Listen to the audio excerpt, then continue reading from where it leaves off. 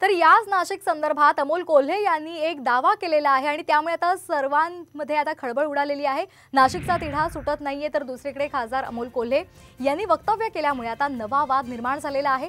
मुख्यमंत्री एकनाथ शिंदे माझ्या विरोधात छगन भुजबळांना उमेदवारी देणार होते असा दावा अमोल कोल्हे यांनी केलाय। त्याला खुद्द भुजबळांनीच दुजोरा दिलाय।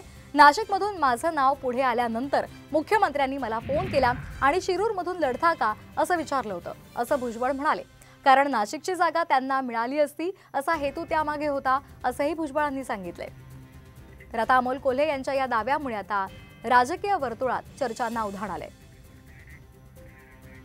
उमेदवारी खरं तर ही वेगळ्याच ठिकाणी देण्याची माननीय मुख्यमंत्री महोदयांची इच्छा होती आणि जी बातमी मला समोर मीडियातून ऐकायला मिळाली तुषार भाऊ, त्यानुसार छगन भुजबळ साहेबांची उमेदवारी ही माननीय मुख्यमंत्री महोदयांच्या डोक्यात होती।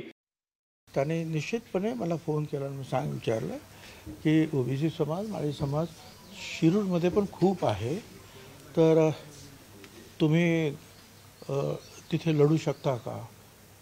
त्याचा हेतू हा होता की मग मी जर तिकडे गेलो तर नाशिकचा तिढा सुटेल, हा त्यांच्या पाठीमागचा एक चांगला हेतू होता।